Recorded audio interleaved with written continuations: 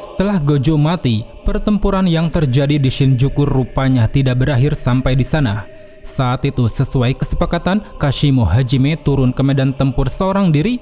Terlihat dari jarak yang begitu jauh, dia pun langsung melompat setinggi 203 meter untuk segera bertarung melawan Sukuna. Bersamaan dengan kemunculannya ini, dari atas langit tiba-tiba turun hujan salju, yang mana ternyata itu adalah ulah dari Uraume yang juga datang ke medan tempur sambil membawa bongkahan es raksasa. Namun sebelum Uraume dapat mendarat, di dekatnya seketika muncul Hakari Kinji. Seolah tak ingin membiarkan Uraume membantu Sukuna, Hakari pun segera mengerahkan Domain Expansion untuk segera mengurungnya. Akan tetapi, meski berhasil dikurung, bongkahan es yang dibawa Uraume ternyata tidak terkena dampak. Akibatnya, tujuan Uraume untuk mengantarkan senjata pada Sukuna pun bisa tercapai, di mana saat itu, tepat ketika bongkahan es mencair, sebuah senjata terkutuk bernama Kamutoke terjatuh dan mendarat di genggaman Sukuna. Senjata yang tercipta dari 10.000 sumpah pengikat ini tampaknya memiliki kekuatan besar. Terbukti sesaat Sukuna menggunakannya, dia mampu mendaratkan sambaran petir dahsyat pada tubuh Kashimo sebagai bentuk salam pembuka. Namun dikarenakan Kashimo punya kekebalan terhadap listrik, serangan dari Sukuna ini tidak berpengaruh. Terlihat tanpa ada sedikit luka, Kashimo yang dipenuhi gairah bertarung pun lalu bertanya, apakah Sukuna adalah orang biasa yang menjadi yang terkuat, ataukah sedari lahir Sukuna sudah menjadi yang terkuat? Menanggapi pertanyaan tersebut, Sukuna hanya berkomentar bahwa dulu sekali dirinya adalah seorang anak yang tidak diinginkan. Mendengarnya, Kashimo pun bertanya lagi, jika memang demikian, lalu apa rasanya menjadi yang terkuat? Karena menurutnya, sebagai orang terkuat di zaman Edo, menjadi yang terkuat sangat membosankan. Mungkin kebosanannya mirip seperti hilang jati diri atau kesepian, sebab baginya di masa itu, semua manusia tak lebih dari sekedar debu yang rapuh.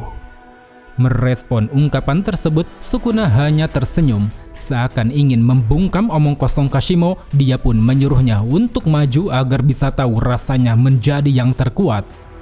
Dari sanalah dengan gairah bertarung yang kian memuncak, Kashimo segera melesat ke arah Sukuna. Terlihat tanpa ada keraguan, saat itu dia melayangkan tongkat nyoi dengan sangat keras. Meskipun sayangnya, serangan dari tongkatnya ini mampu ditahan dan dihindari oleh Sukuna. Seakan tak ingin berhenti sampai di situ, Kashimo akhirnya mulai menunjukkan teknik kutukannya. Namanya adalah Mythical Beast Ember, yang membuat tubuh Kashimo pun kini diliputi aliran listrik sangat deras. Dikatakan dalam narasinya, kemampuan dari teknik ini yaitu merubah tubuh pengguna menjadi fenomena apa saja yang berhubungan dengan listrik. Atau dengan kata lain, di sini Kashimo mampu merekonstruksi daging, tulang, dan saraf menjadi sistem kelistrikan, yang mana berkat itu dia pun dapat bertransformasi untuk meningkatkan kekuatan, mau itu kekuatan fisik, kecepatan, kelincahan, gelombang elektrik, sampai pada titik tubuhnya melampaui batasan umat manusia.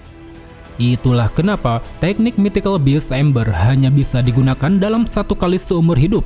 Sebab ketika teknik ini dinonaktifkan, maka tubuh pengguna akan hancur akibat struktur tubuhnya dipaksa menjadi sistem kelistrikan berbasis energi kutukan. Dan kini dengan teknik kutukannya, Kashimo sanggup menggempur Sukuna di medan pertarungan, dari mulai melancarkan rentetan tinju yang sangat keras, menyemburkan gelombang sonik dahsyat dari mulut, melayangkan satu pukulan cepat yang terarah, hingga akhirnya dia pun menembakkan sengatan listrik mematikan dari jarak jauh. Namun sayang, semua gempuran Kashimo ini rupanya belum cukup untuk menumbangkan Sukuna. Karena pada saat itu, secara mengejutkan, Sukuna mampu bangkit dengan wujud aslinya di masa lalu.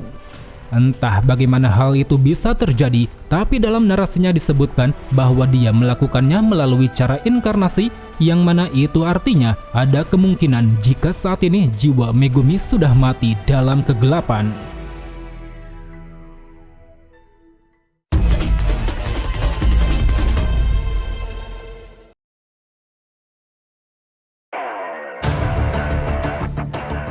Melihat Sukuna dalam wujud aslinya, saat itu Kashimo tampak menunjukkan rasa kagum. Karena melalui mata X-ray yang bisa menganalisa tubuh, dia merasa wujud aslinya ini bagai sebuah kesempurnaan sejati. Bagaimana tidak, wujud asli Sukuna dibekali 4 tangan dan 2 mulut. di mana bagi seorang penyihir itu adalah hal yang sangat menguntungkan. Secara dengan 4 tangan, Sukuna bisa menciptakan segel tangan tanpa menghambat pertarungan. Begitupun dengan 2 mulut, Sukuna bisa merapalkan mantra tanpa harus membebani paru-paru. Jadi tidak heran di masa lalu, tepatnya di masa Heian, Sukuna dicap sebagai seorang penyihir terkuat. Dengan tubuh sempurnanya ditambah 2 senjata legendaris Kamutoke dan Hiten, dia sanggup membantai semua penyihir yang ada, termasuk memusnahkan 5 jenderal kehampaan dari klan Fujiwara beserta sisa-sisa pasukan elit dari klan Sugawara. Dan kini di puncak pertarungan, Sukuna tampak menunjukkan tatapan serius. Begitu pula Kashimo, gairahnya saat itu semakin memuncak, yang mana dari sanalah duel sengit di antara keduanya pun kembali berlanjut. Mulai dari Kashimo yang segera melesat guna melancarkan pukulan, Sukuna yang membalasnya dengan melayangkan rentetan tinju menggunakan 4 tangan, Kashimo yang terdorong lalu melepaskan tembakan elektromagnetik, dan juga Sukuna yang mengcounternya dengan meluncurkan tebasan pemotong dunia. Sadar bahwa tebasan pemotong dunia adalah tebasan yang sudah membunuh Gojo, saat itu Kashimo seketika terhenti dan terperangah. Di sisi lain, seakan ingin menggurui, Sukuna tiba-tiba berucap bahwa Kashimo tidak paham arti menjadi yang terkuat, karena baginya Kashimo belum berada di level itu, sama seperti Gojo dan Yorozu yang sok tahu menilai dirinya sebagai orang kesepian dan tidak tahu cinta. Setelah ungkapan itu dilontarkan, Sukuna kemudian mengangkat senjata Kamutoke untuk mengakhiri pertarungan. Terlihat saat itu, demi bisa mengecoh Kashimo, Sukuna langsung mendaratkan sambaran petir dari jauh, yang mana setelahnya dia bergegas melesat ke arah belakang Kashimo, dan dengan sangat cepat dia pun melancarkan pukulan beruntun menggunakan 4 tangan. Di saat Kashimo terhempas akibat pukulan beruntun inilah, Sukuna segera mengerahkan serangan penghabisan, yaitu sebuah serangan berupa jaring dismantle berukuran raksasa yang pada saat itu akhirnya sanggup mengirim Kashimo ke alam baka. Bersamaan dengan itu, sama seperti Gojo, Kashimo hadir di suatu tempat fantasi pasca kematian, yang mana dalam kesendiriannya dia pun lalu dihampiri Sukuna yang ingin menyampaikan pandangannya tentang menjadi yang terkuat. Saat itu Sukuna berkata, esensi menjadi yang terkuat adalah kebebasan, bebas untuk melakukan apa saja sesuai aturan sendiri, makan jika ingin makan, membunuh jika diperlukan, dan bermain jika menyenangkan. Maka dari itu, baik Gojo maupun Kashimo harusnya tidak perlu merasa kesepian menjadi yang terkuat, karena ketika berada di puncak kekuatan, orang-orang akan selalu datang menghampiri, bukan sekedar untuk memuja, bukan sekedar untuk bertarung, dan bukan sekedar untuk menang, melainkan mereka juga datang untuk mendapat pengakuan dari orang terkuat. Itulah kenapa dalam kamusnya Sukuna meyakini bahwa tidak ada yang namanya cinta. Baginya, cinta hanya dimiliki oleh orang-orang lemah, yang mana rasa cintanya itu sering ditujukan pada orang-orang kuat. Jadinya sebagai orang terkuat, hal yang bisa dilakukan hanyalah membalas cinta itu dengan cara membunuhnya. Di sisi lain, seakan ingin menyangkal, Kashimo pun bertanya, lalu apa alasan Sukuna berinkarnasi? Bukankah itu tandanya Sukuna merasa bosan dan kesepian? Mendengar hal itu, Sukuna pun langsung membantah, di mana dia menegaskan bahwa tujuannya hanya untuk bersenang-senang, karena ternyata rasa kehidupan manusia sangat beragam, hal yang sangat sempurna untuk menjadikannya sebagai hiburan. Kemudian kembali ke medan pertarungan, Sukuna yang saat itu sudah membunuh Kashimo tampak menunjukkan tatapan sinis. Tatapannya ini tertuju pada pertarungan Hakari melawan Uraume, yang mana ketika domain Hakari hancur, tepat di hadapannya kini telah muncul 2 penyihir lain, yaitu Yuji Itadori dan Higuruma Hiromi.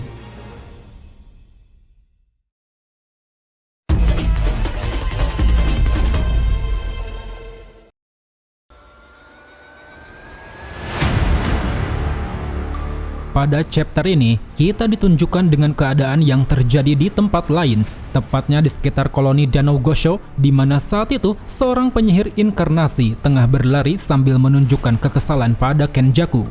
Hal itu dikarenakan Kenjaku sudah menjebak semua penyihir inkarnasi di dalam Culling Game dengan mengirim tentara Amerika, ditambah adanya 2 aturan baru, dia seolah ingin membuat semua pemain terbunuh. Padahal seharusnya tujuan penyihir di masa lalu membuat kontrak dengan Kenjaku adalah untuk memperoleh kesempatan hidup lagi. Hingga di tengah kekesalannya, penyihir tersebut tiba-tiba mendapat serangan dari roh terkutuk, yang mana ternyata hal itu dilakukan oleh Kenjaku yang saat itu muncul di atas pohon seorang diri. Di sana dengan sangat angkuh, Kenjaku menyampaikan bahwa semua pemain tak lebih dari sekedar bumbu masakan. Jika rasanya hambar, maka tinggal ditambahkan, dan jika rasanya terlalu kuat, maka tinggal dikurangi. Mendengarnya, penyihir itu pun merasa geram dan berupaya melancarkan serangan balasan. Namun naas, sesaat serangannya dilancarkan, Kenjaku mampu menghindar dan segera menghancurkan kepalanya yang terbungkus oleh roh terkutuk. Kemudian tak lama setelah itu, di hadapan Kenjaku muncul penyihir inkarnasi lain yaitu Hazenoki Iori. Di sana sebelum keduanya bertarung, mereka lebih dulu menerima kabar dari Kogane bahwa Sukuna telah berhasil mengalahkan Gojo Satoru. Melihat hal itu, Iori pun lantas memberi kesimpulan. Menurutnya, jika nanti Sukuna berhasil dikalahkan, maka kemungkinan besar target para pemain selanjutnya adalah Kenjaku. Di sisi lain, seakan mengelak, Kenjaku lalu memberitahu bahwa semua kemungkinan terburuk sudah dirinya persiapkan dengan dua cara.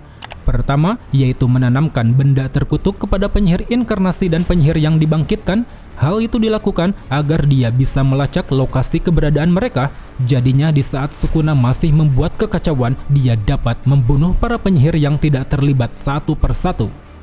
Dan kedua, yaitu menciptakan penghalang di sekitar area Shinjuku. Hal itu dilakukan agar dia bisa mengamati pergerakan semua pemain di sana, khususnya pergerakan dari dua orang yang sangat dia waspadai, yaitu Yuta Okotsu dan Maki Zenin. Setelah mengungkapkan itu semua, Kenjaku lalu menyerang Iori dengan melepaskan banyak roh terkutuk.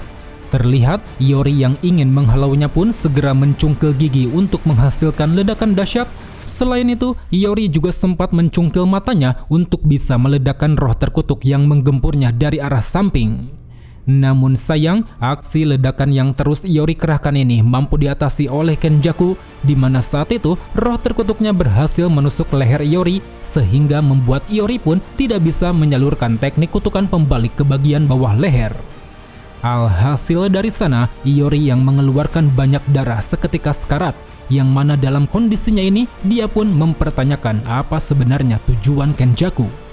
Mendengar hal itu, Kenjaku mengungkapkan bahwa tujuannya saat ini adalah mengakhiri Culling Game dengan membunuh semua pemain. Karena ketika Culling Game berakhir, maka sumpah pengikatnya dengan permainan dapat diselesaikan, sehingga nantinya melalui energi kutukan yang sudah terhimpun, proses penyatuan umat manusia dan Master Tengen pun bisa segera dimulai.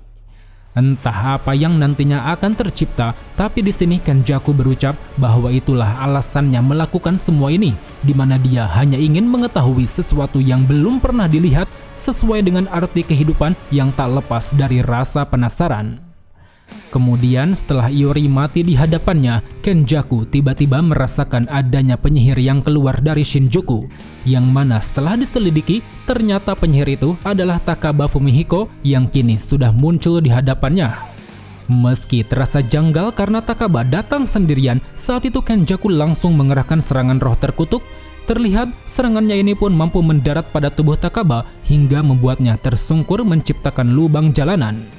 Akan tetapi, secara mengejutkan, di sini Takaba sama sekali tidak mendapat luka, sampai-sampai Kenjaku yang melihatnya pun seketika terperangah, seolah-olah lawannya ini memiliki kemampuan yang sangat aneh. Sementara itu, Takaba yang kembali bangkit lalu mulai memperkenalkan diri di hadapan Kenjaku. Di sana dia pun berkata bahwa ada satu hal yang paling menyenangkan di dunia ini, yaitu ketika penghibur tak dikenal sepertinya tiba-tiba muncul dan mendapat banyak sekali tawa dari para penonton.